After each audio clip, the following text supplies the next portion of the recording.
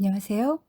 행복을 지켜주고 행복을 키워주고 행복을 이어주는 건강 큐레이터 이계완입니다. 오늘 함께 하실 책은 물 치료의 핵심이다 라는 책입니다. 이 책의 저자 벳 맥켈린지 박사는 런던 대학 세인트 메리 병원 의과대학을 졸업하셨고요. 거의 인생의 대부분을 물과 관련된 만성 탈수를 연구하는데 의학 인생의 대부분을 바쳤습니다. 이 박사가 물의 치유 효능을 발견한 것은 1979년 이슬람 혁명의 정치범이 되어서 이란의 예빈 교도소에 수감되어 있을 때였답니다. 당시 그는 자신이 갖고 있던 유일한 약을 사용하여 스트레스로 인한 소화성 궤양에 시달리던 3천여 명의 동료 수감자들을 치료하는 데 성공하였습니다. 그 약이 바로 물이었답니다. 그 사실을 통해 그의 의학사상 처음으로 인체에 물이 부족할 경우 통증이 나타난 것을 깨달았고요. 그 이후에 이제까지 물에 대한 연구를 계속하고 계신 분입니다. 물이 얼마나 중요한지는 늘 들어서 알고 있지만 정확히는 몰랐던 것 같아요. 제가 이 책을 처음 만나고 나서 이제 물을 지속적으로 먹기 시작한 거죠. 그래서 하루에 이제 물을 500ml를 이제 4병을 챙겨가지고 나갑니다. 그러면서 오전에, 오후에, 그리고 사이사이 제가 계속 홀짝홀짝 마시는 물을 먹었는데, 너무 놀라운 거는, 그 전에 제가 사실 열심히 물을 잘 챙겨 먹는 사람이 아니었었거든요. 그런데 평소에 제 갈증을 많이 느끼거나 그러지도 않았었어요. 한 2주 정도를 먹고 난 다음에 정말 입안이 타들어가는 갈증을 느끼기 시작합니다. 너무 신기하죠. 예, 그래서 그동안 이 만성 탈수가 됐을 때는 갈증을 모른다는 거죠. 그래서 이 만성 탈수를 이해하게 되면 천식, 알레르기, 고혈압, 당뇨, 변비, 비만, 위궤양, 편두통, 류머티즘, 요통, 뇌졸중 등 모든 건강 문제의 원인과 치료가 분명해질 것이다 라고 이야기를 해주고 있습니다. 입안이 마르는 현상은 탈수를 나타나는 가장 마지막 증상 가운데 하나이다. 입안이 마름으로써 수분 부족을 알 수 있을 즈음에는 여러 정밀한 기능들이 이미 제 역할을 하지 못하고 완전히 소실되어 기로에 놓인 상태이다. 바로 이렇게 노화가 시작되는 것이다. 효소 기능이 상실된 탓이다. 탈수 상태의 인체는 기능상의 정밀성과 다양성을 잃게 된다. 그에 따르는 예로 소아당뇨를 들 수 있다. 소아당뇨는 지속적인 탈수로 췌장 내 인슐린 분비 세포가 손상되면서 발병하게 된다. 기초의학의 두 번째 중대한 오류는 물은 단순히 다른 물질들을 용해하고 순환시키는 물질일 뿐이라고 생각하는 점이다. 물은 단순한 비활성 물질이 아니다. 물은 이 체내에서 두 가지 주요 기능을 한다. 먼저 생명 유지 기능을 하며 보다 중요한 다른 한 가지 특성으로 생명을 주는 기능을 한다. 현대의학은 단지 생명 유지 기능만을 인정하고 있다. 세 번째 심각한 의학적 오류는 인체가 일평생 내내 수분 섭취를 효율적으로 조절할 수 있다라는 전제이다. 그렇죠. 잘하고 있을 줄 알았죠. 근데 그렇지 않다라는 거예요. 나이가 들어감에 따라 갈증을 깨닫지 못하고 적당량의 물을 마시지 못하게 되면서 주요 인체 기관 내의 싱싱한 햇자두와 같던 세포들이 말린 자두처럼 변하고 더 이상 생명을 유지할 수 없게 된다. 그러므로 탈수의 침습과 표면적 증상을 인지하여 돌이킬 수 없는 상태로 진행되지 않도록 막아야 한다. 금세기 의학의 종말을 알리는 네 번째 쐐기는 어떠한 액체도 인체의 수분 결핍을 대체할 수 있다라는 오해이다. 이것이야말로 당면한 가장 큰 문제이다.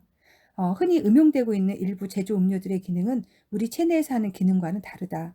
일부 생산업체들이 카페인 혹은 심지어 코카인까지도 제조하는 이유에 생각이 미친다면 문제를 인식할 수 있을 것이다. 무서운 일인 것 같아요. 우리는 목이 마르면 음료수를 마시고요. 그리고 또 목이 마르다고 생각하면 내가 차를 계속 마시는 습관을 가지고 있잖아요. 근데 사실 이런 이제 그 커피나 아니면 음료수, 차 이런 거는 음식인 거죠. 소화의 과정을 거쳐서 물이 흡수된다는데, 하지만 생수 있죠. 생수라는 거는 입안에 있는 세포로부터 바로 흡수가 가능하거든요. 그래서 이 물에 대한 것을 우리가 다른 걸로 잘 먹고 있고 그런 이온 음료라든지 이런 거 가지고 먹고 있다고 생각하는 건 완전 착각이라는 것을 이 책을 통해서 알게 되었어요. 목마르기를 기다린다면 일찍 그리고 매우 고통스럽게 죽게 될 것이다. 무서운 말이죠. 목이 마르다라고 얘기하는 거는 이미 내가 심각한 탈수 증상이 있다라는 것을 우리는 알게 됩니다. 매우 고통스럽게 죽게 될 것이다 라고 얘기하는데, 이제 이 목이 마르다는 상황이 어떤 건지 한번 다시 보게 될 거예요. 이제 격렬한 탈수가 이루어지는 곳이 인체의 세포 내부라는 사실이다. 탈수에 있어서 수분 소실의 66%는 세포 내부로부터 생기는 것이며 26%는 세포 외의 액체 분량이다. 수분 소실의 8%만이 혈관계 내의 혈액 조직에서 발생한다. 혈관계는 모세혈관 조직막 내에서 수축하며 순환계를 완전 무결한 상태로 유지해준다. 세포 내부에서 수분이 부족한 상태를 우리가 과연 어떻게 알 수 있을까요? 결론은 우리가 늙어가는 거죠. 늙어가는 거고 속에서 뭔가 대사가 잘 되지 않는 거죠. 대사성 질환의 처음의 시도는 우리가 비타민, 미네랄 이야기도 하고 있지만 1순위는 우리 몸에 가장 많은 구성을 하고 있는 물인 거죠. 물이 대사에 굉장히 중요한 역할을 하고 있습니다. 지금 와이즈만 연구소의 이프라임 카짤스키 까치르는 생체 고분자 내 배좌 변화에 관한 연구를 통해서 체내 단백질과 효소는 점성이 낮은 용제 속에서 더더욱 효율적으로 작용한다라고 얘기를 했습니다. 따라서 세포 내부로부터의 수분 소실은 단백질과 효소의 효율적인 기능을 저해하는 악영향을 미치게 될 것이다. 이 한 가지 연구 결과만으로도 탈수가 일어난 뒤 물을 마셔야 한다는 발틴 박사의 견해는 인정될 수 없다. 체내 모든 세포는 자신의 생리적 역할 내에서 효율적으로 기능하는 것이 바람직하다. 자, 그러면 이 물이 부족했을 때 우리는 어떤 고통을 겪게 되는 걸까요? 그 증상들에 대해서 나오는데 생각보다 너무 많은 것들이 있었어요.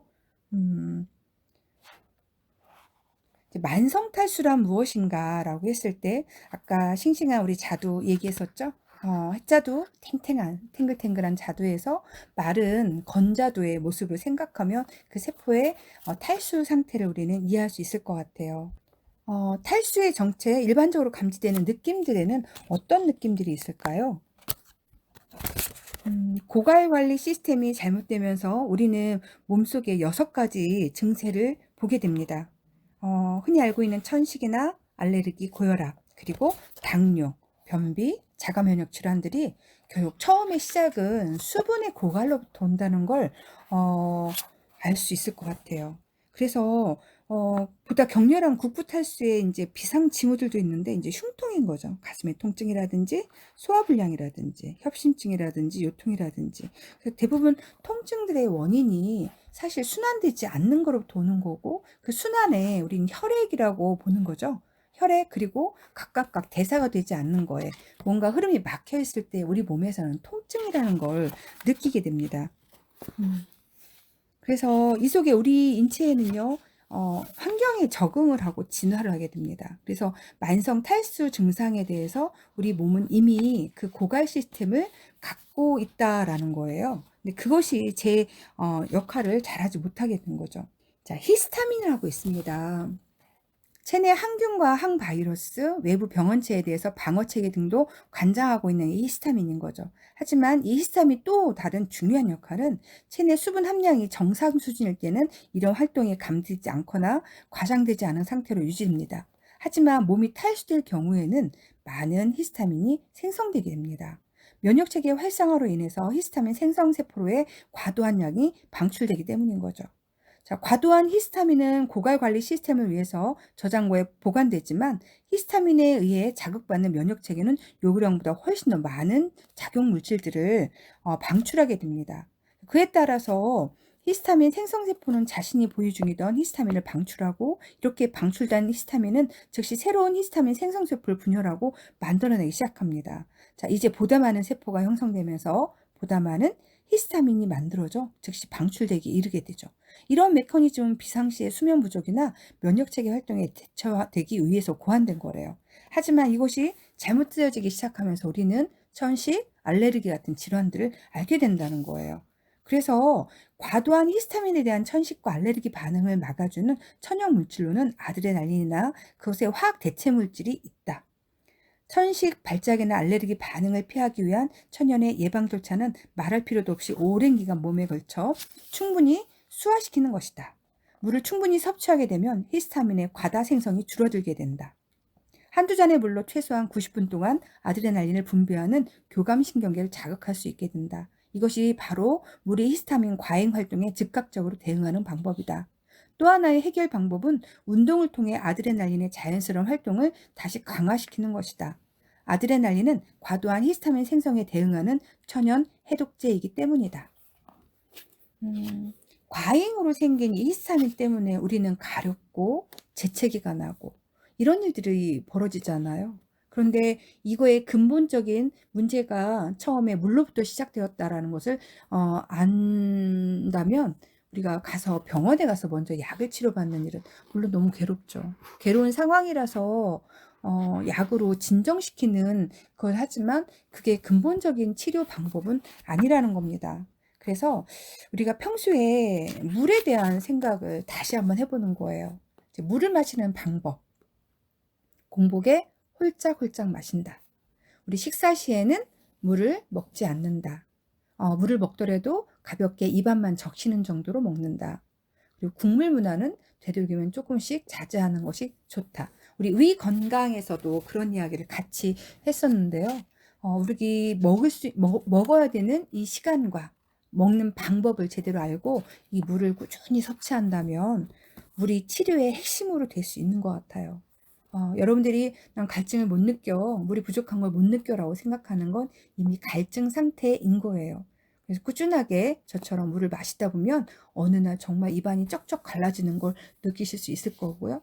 이 수분의 몸에 있는 수분량을 높이는 좋은 방법으로 우리는 또 이 수분을 가지고 있는 근육을 만드는 그런 방법이 있습니다. 그래서 근력 운동과 함께 수분을 자주 보충해주는 그런 우리 습관을 들인다면 더 건강하게 살 수 있을 것 같아요.